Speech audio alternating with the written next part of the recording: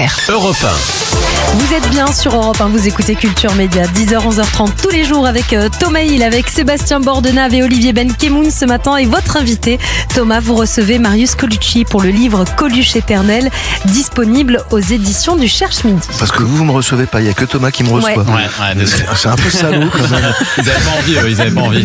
Ils voulaient un autre Non, invité. On subit, qu'est-ce que vous voulez? Je comprends. Coluche, c'est évidemment le créateur aussi, il faut le dire, des Restos du Cœur, avec son appel en direct sur Europe 1, c'était le 25 septembre 85. Votre père, je pense qu'il pensait pas que les Restos du Cœur existeraient comme ça encore 40 ans plus tard. Ouais, non, lui, il voulait faire un coup. C'était un coup une fois. Il voulait faire un coup comme il y avait eu Hiver 54, par exemple. Il pensait que ça allait faire un été, un hiver, pardon. Et d'ailleurs, à la fin, il lui restait 1 million qu'il a donné à l'abbé Pierre, justement, en symbole pour dire, voilà, c'est les jeunes, maintenant, on fait le boulot. Sauf qu'il est mort 6 mois plus tard. Donc, tous les bénévoles qui étaient des énormes fans, se sont dit, on reprend le combat et on refait l'hiver prochain. Et puis, voilà, ça fait 40 ans qu'ils refont l'hiver prochain le même combat. Et il a cette phrase très forte qui est dans votre livre. Quand je me suis présenté, j'ai fait peur aux hommes politiques. Quand j'ai fait les restos, je leur ai fait honte. Oui, et alors voilà, c'est aussi ça l'intérêt de ce livre, c'est de représenter un peu Coluche comme il était à son époque, parce que s'il n'avait pas été un des plus grands humoristes de France, il aurait pas pu lancer ça, il aurait pas pu épingler les politiques comme il l'a fait, et ça serait jamais devenu ce que c'est maintenant. Allez, on va donner la parole à Olivier Benkemoun maintenant. Oui. Et alors, vous nous parlez, Olivier, ce matin, du film à voir au frais, en famille, Toy Story 5. Ton ami, c'est moi. Tu sais, je suis ton ami. Bon, alors évidemment, je ne sais pas si ce Toy Story 5 va rentrer. Ce Toy Story 5 va rentrer dans les mémoires. Néanmoins, avec 250 millions de dollars et le meilleur démarrage de la saga et le deuxième démarrage mondial pour un film d'animation, déjà ça fait beaucoup. Ils ont déjà remporté, je regardais, 300 millions de dollars au box-office. Donc tout va bien pour eux. Non, la vraie question, c'est est-ce que ce Toy Story 5 est vraiment pour les enfants ou est-ce qu'il est davantage pour les adultes? On sait que c'est toujours des films à double lecture, mais là vraiment dans ce scénario, on a voulu s'adresser surtout aux parents, un peu vintage, très nostalgique, enfin un peu comme moi, en leur disant attention, faites très attention aux jouets numériques, aux jouets connectés en entrant dans la chambre de vos enfants. Ils les font passer trop vite à côté des choses essentielles. Bonjour, je suis Lillipad.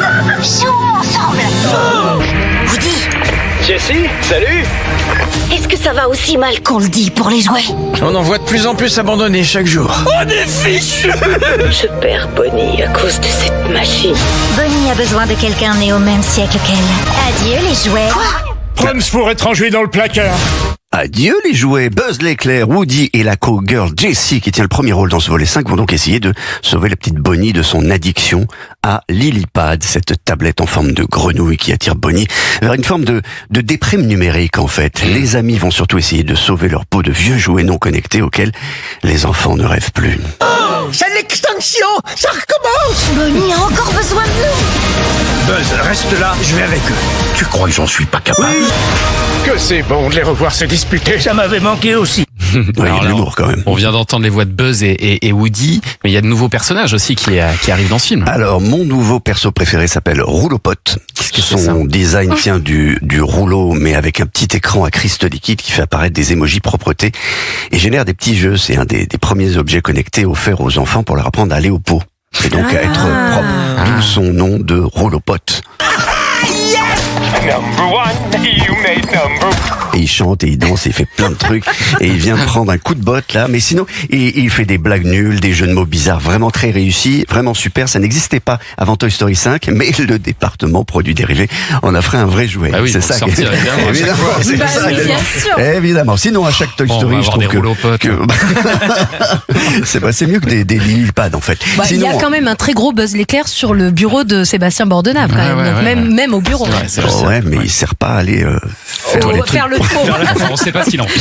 Sinon, à chaque Toy Story, à chaque Toy Story, je trouve que Pixar atteint un niveau supérieur dans l'animation et le réalisme des jouets. Comme toujours, il y a la défense des valeurs communes à tous les Toy Story, l'enfance qu'il faut préserver, la solidarité, l'importance de se créer des souvenirs joyeux et surtout de jouer et encore de jouer. Et même si la morale n'est pas manichéenne, on vous dit jamais les tablettes, c'est le diable. On cherche pas à dénoncer les parents qui mettent des tablettes entre les mains de des tout petits. Tous les objets collectés ne sont pas à jeter, nous dit Pixar, et même ceux qui a priori sont les plus nocifs, ils peuvent servir à quelque chose de bien. Mais le plus important, me semble-t-il, c'est ce que dit le créateur de Toy Story, Pig Doctor. Nous sommes la seule espèce à avoir un super pouvoir. Et c'est quoi ce pouvoir, super pouvoir? Bah, je sais pas. Celui de l'imagination. Notre mission sur cette planète est de faire le bonheur d'un enfant. Rappelle-toi ce que ton vieux pote disait. En avant, une fois. Oui, je suis ton ami. Voilà, Toy Story 5, c'est à voir en ce moment au cinéma. Merci Olivier Benkemoun. Vous avez un souvenir, vous, d'un beau jouet de votre enfance, Marius Colucci? Ouais, plein, mais effectivement, c'est là la force de l'imagination. Je me suis autant éclaté avec des bouts de bois et des bouts de bouchons. Ouais. On faisait des courses de noyaux de cerises. Enfin, tu parles, on a eu tous les plus gros jouets, ça c'est sûr. Mais bon, bah voilà, c'est ça aussi. Mais on jouait avec les plus petits. Et on jouait aussi avec les plus petits. Bien sûr. Dans un instant, d'ailleurs, j'ai une archive sonore Europe 1 à vous faire écouter, Marius Colucci. Je pense pas que vous l'ayez déjà entendu. Vous aviez 3 ans à l'époque. Ça Pas sûr que vous en gardiez le souvenir. Mais il s'adresse donc au petit Marius. Et puis, on va jouer avec un auditeur au trop ou rien. Avec ce fameux cadeau dont je vous ai parlé vendredi, cadeau à 220 €. C'est le tout nouveau cadre photo Agfa Photo qu'on vous offre et on rajoute 30 € de crédit pour imprimer vos meilleures photos ou en faire des livres photos, des mugs, des affiches sur Agfa Photo Print. C'est dans un instant.